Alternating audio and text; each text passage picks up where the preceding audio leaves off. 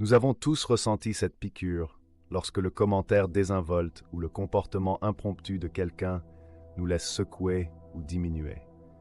Ce n'est pas juste vous, c'est une expérience universelle qui peut gâcher même les meilleures journées. Mais voici le retournement de situation.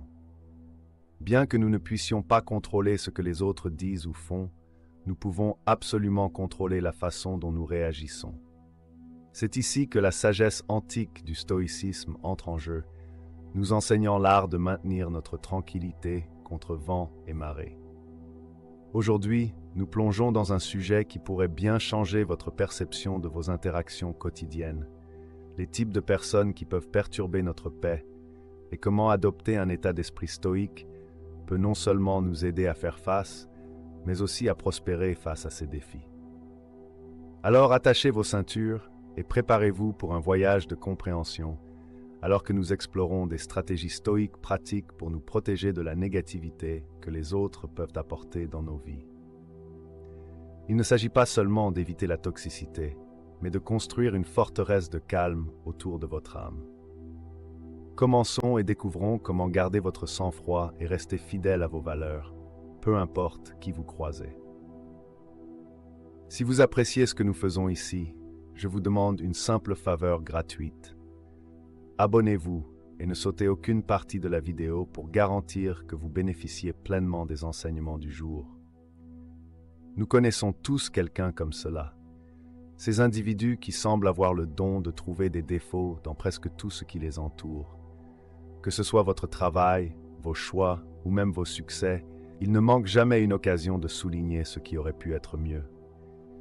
Il semble qu'ils n'ont jamais rien de positif à dire, et cette négativité constante peut vraiment commencer à peser sur vous, diminuant souvent la manière dont vous percevez vos propres réalisations. C'est là que le stoïcisme nous offre une perspective précieuse. Le stoïcisme nous enseigne l'importance de différencier ce que nous pouvons contrôler et ce que nous ne pouvons pas.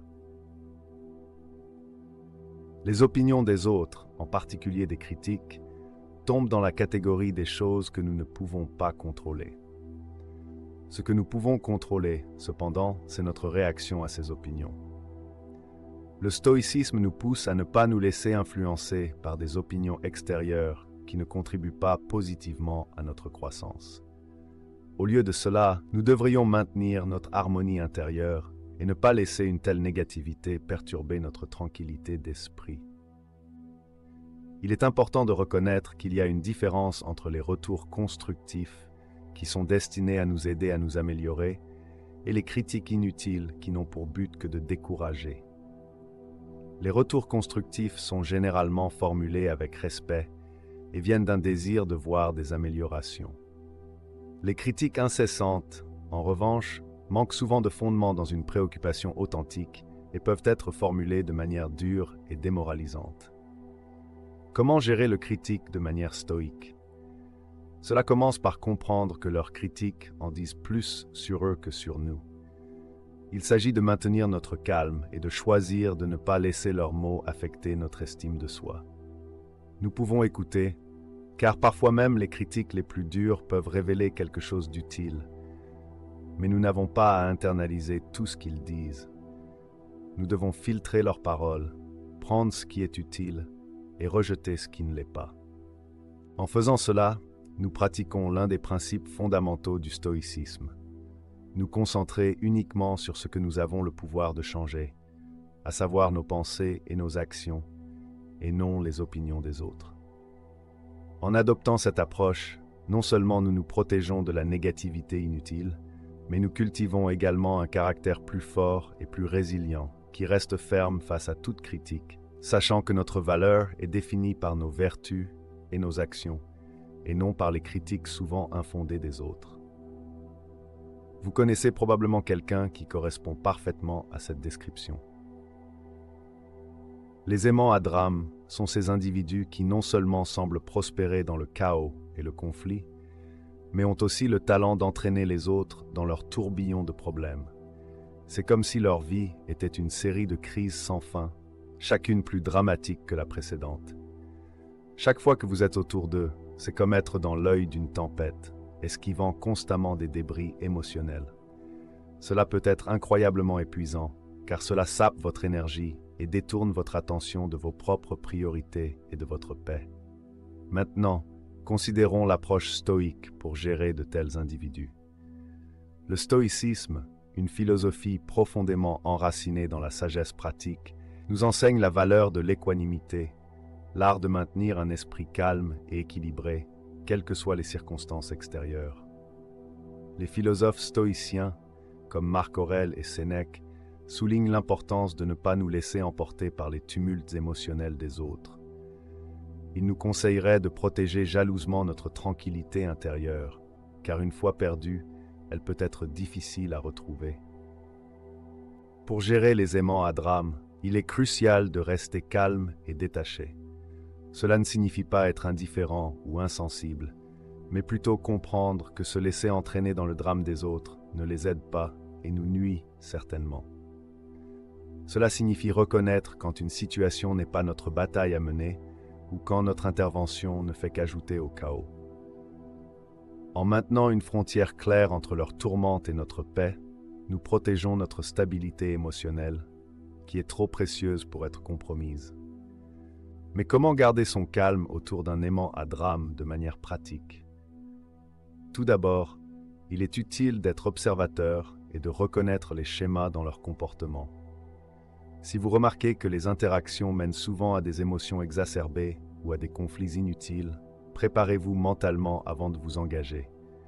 Gardez les interactions brèves et ciblées et évitez les sujets qui, vous le savez, sont susceptibles de mener à un drame. Si vous êtes entraîné dans une situation dramatique, rappelez-vous du principe stoïcien que nous pouvons contrôler nos réponses, même si nous ne pouvons pas contrôler la situation. Concentrez-vous sur une réponse calme et rationnelle plutôt qu'émotionnelle. Le stoïcisme nous enseigne également le pouvoir du choix. Dans chaque interaction avec un aimant à drame, vous avez le choix de vous engager ou de vous retirer. Chaque choix a ses conséquences. Alors choisissez le chemin qui mène à la paix et non à une perturbation supplémentaire. Cette approche aide non seulement à gérer les personnalités difficiles, mais améliore aussi notre capacité globale à naviguer dans les imprévus de la vie avec grâce et sérénité. Ces individus ont maîtrisé l'art de tordre la réalité à leur volonté. Ils manipulent les mots et les situations si subtilement que vous pourriez ne pas vous rendre compte de ce qui se passe avant qu'il ne soit trop tard. Les manipulateurs sont experts à exploiter votre gentillesse, votre générosité ou votre empathie à leur avantage, vous laissant souvent avec un sentiment d'utilisation, d'épuisement ou de tromperie. C'est une expérience frustrante de réaliser que votre bon cœur a été exploité. Face à de tels défis, le stoïcisme nous offre un cadre robuste de protection et de réponse. Le stoïcisme enseigne l'importance de la sagesse et de la maîtrise de soi, deux outils inestimables pour identifier et gérer les manipulateurs. La sagesse, dans ce contexte, implique la capacité de voir les situations clairement pour ce qu'elles sont et non pour ce qu'elles semblent être.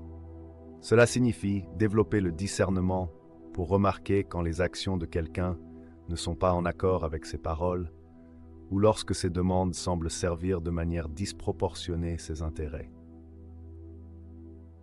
La maîtrise de soi est tout aussi cruciale lorsque l'on traite avec des comportements manipulateurs.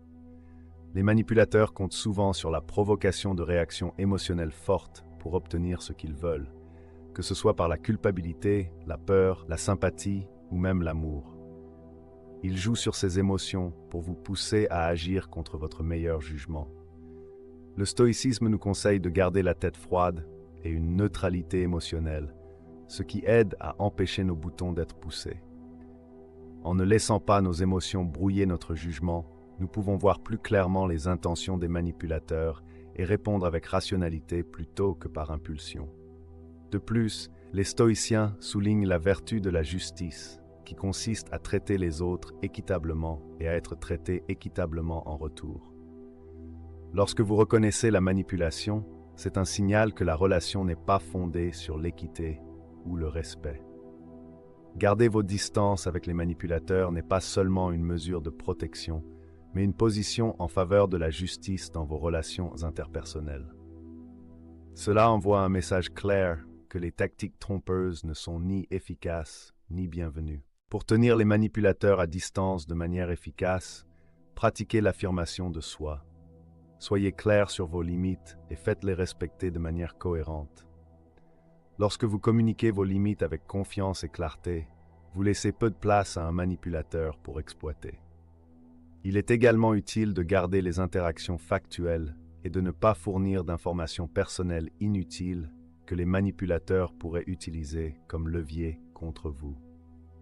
En adoptant ces principes stoïques, vous ne faites pas que gérer les manipulateurs, vous renforcez votre caractère et améliorez vos relations en favorisant un respect mutuel et une transparence. En appliquant la sagesse, la maîtrise de soi et la justice, vous vous protégez de la manipulation et cultivez des relations plus saines et plus authentiques. Ces individus débordent d'enthousiasme au début d'un projet ou lorsqu'ils font des plans. Leur énergie est contagieuse et il est facile de se laisser emporter par leur excitation. Cependant, avec le temps, vous pourriez remarquer un schéma récurrent. Ils abandonnent invariablement leurs engagements au moment où vous comptez le plus sur eux. Ils sont introuvables, ce qui peut être incroyablement frustrant, surtout lorsque vous avez ajusté votre emploi du temps ou refusé d'autres opportunités pour honorer ce que vous pensiez être des plans mutuels. Dans des situations comme celle-ci, les principes stoïciens peuvent être particulièrement éclairants. Le stoïcisme accorde une grande valeur à la vertu personnelle, dont l'une est la fiabilité et la fidélité à sa parole. Pour les stoïciens, votre parole est un reflet de votre caractère. Suivre systématiquement ce que vous avez promis n'est pas seulement une question de respect de vos engagements, c'est aussi être une personne d'intégrité et de fiabilité. Pour gérer une personne peu fiable, il faut une approche équilibrée. Tout d'abord, il est important de comprendre que, bien que tout le monde puisse occasionnellement manquer un rendez-vous ou changer ses plans en raison de circonstances imprévues, une personne chroniquement peu fiable ne se rend souvent pas compte de l'impact de son manque de fiabilité sur les autres. Ici, la pratique stoïcienne de l'empathie et de la compréhension entre en jeu. Essayez de comprendre les raisons derrière leur comportement. Parfois, il s'agit d'un problème de surengagement, de mauvaise gestion du temps, ou même de peurs sous-jacentes d'insuffisance qui les empêchent de tenir leurs engagements. Cependant, comprendre ne signifie pas endurer des déceptions répétées. Le stoïcisme nous enseigne à nous concentrer sur ce que nous pouvons contrôler. Vous ne pouvez pas contrôler les actions d'une autre personne, mais vous pouvez contrôler comment vous réagissez et comment vous choisissez de laisser leurs actions vous affecter. Si quelqu'un échoue constamment à respecter ses engagements, il pourrait être sage de revoir vos attentes et de moins dépendre de cette personne. Il ne s'agit pas de ressentiment ou de représailles, mais de protéger votre tranquillité d'esprit et de concentrer vos énergies sur des relations plus fiables.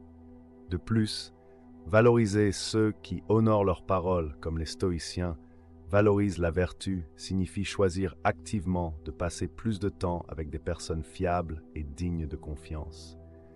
Reconnaissez et appréciez les personnes dans votre vie qui tiennent parole. Ces relations sont celles qui construisent et soutiennent la confiance, créant une base pour des liens plus profonds et plus significatifs. Dans vos interactions avec une personne peu fiable, vous pourriez aussi envisager de la confronter doucement à l'impact de son comportement. Un stoïcien gérerait cette conversation avec calme et clarté, non pas comme une confrontation, mais comme une opportunité de croissance mutuelle.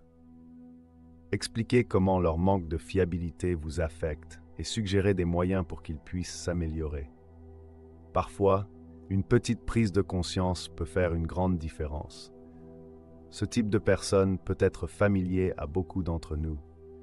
La victime a tendance à se voir comme perpétuellement prise dans le feu croisé des malheurs de la vie.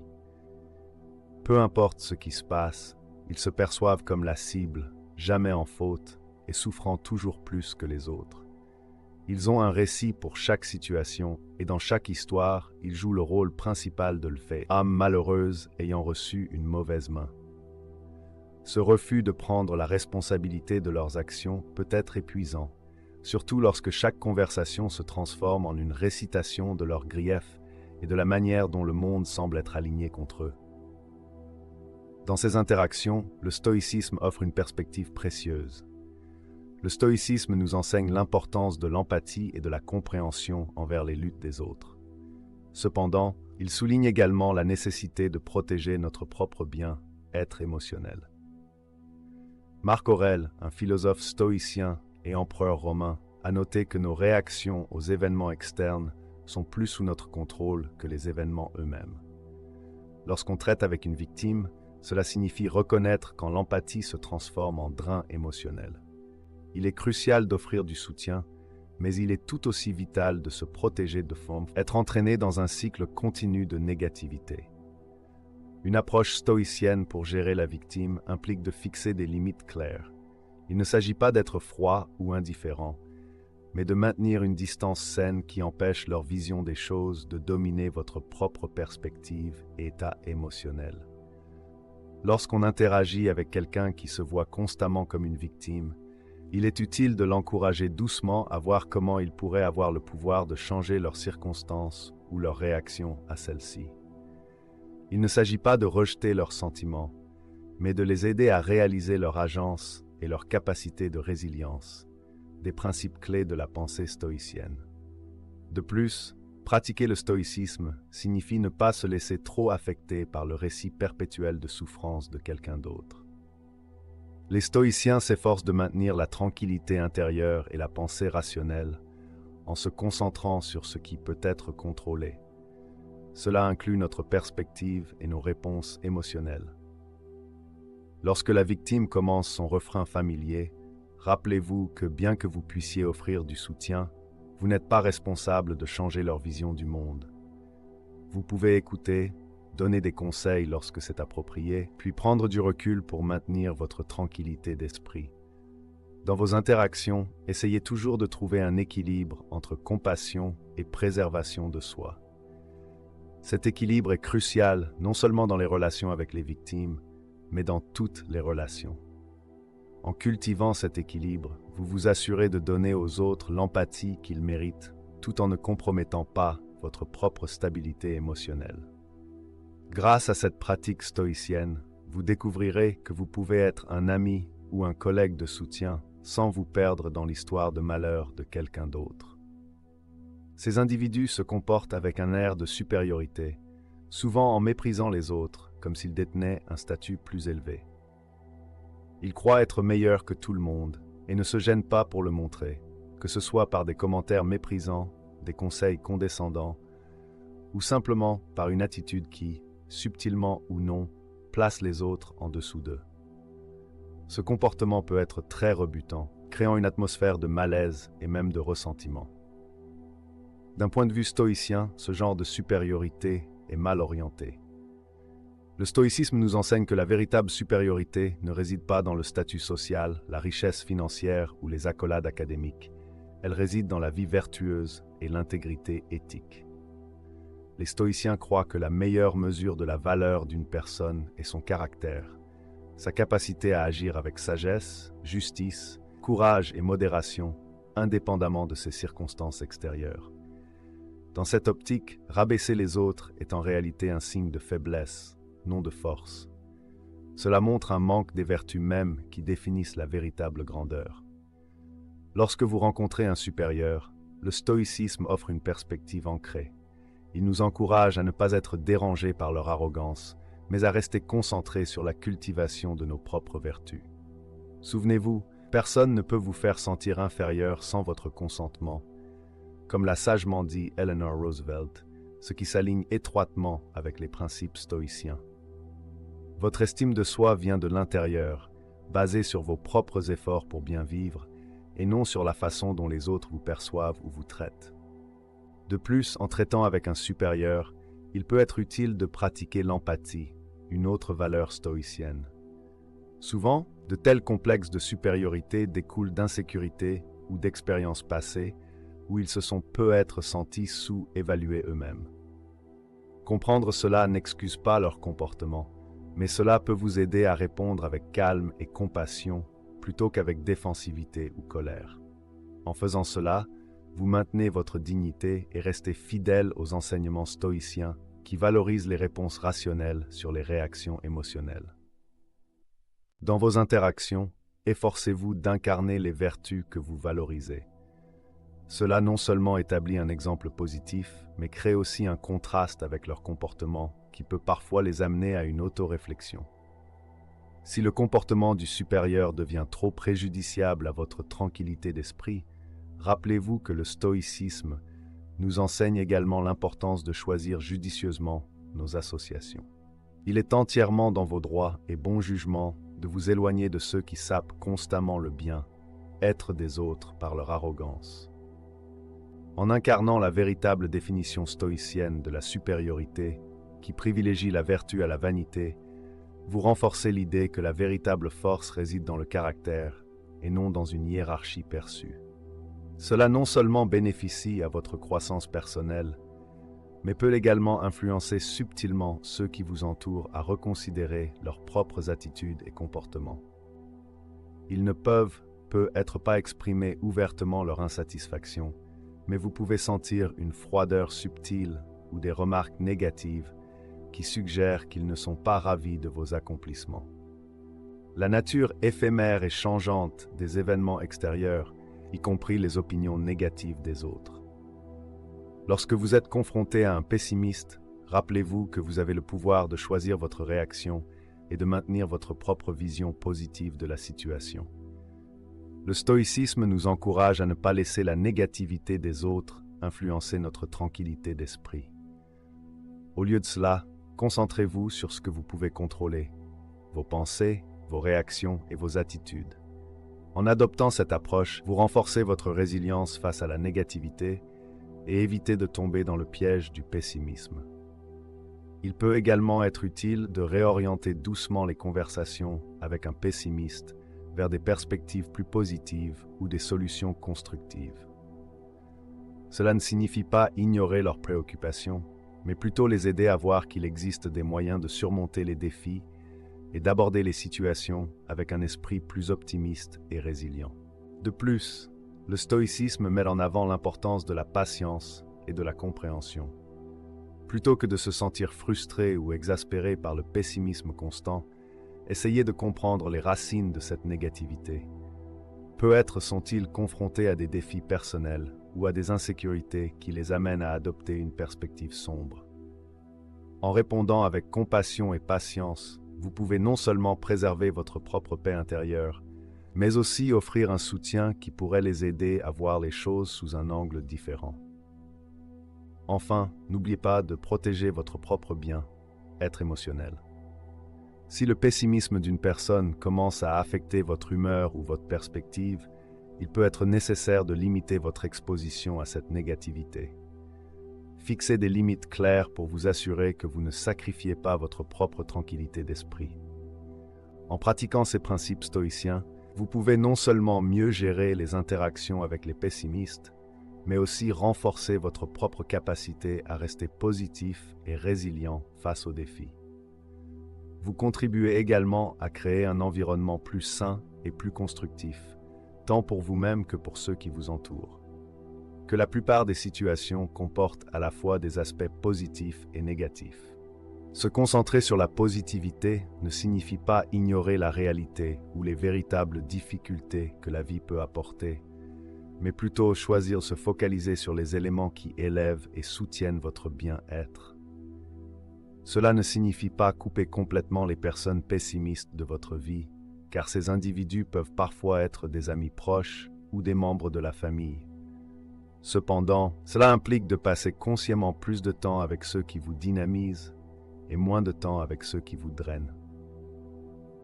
De plus, interagir avec un pessimiste du point de vue stoïcien implique de faire preuve d'empathie et de compréhension.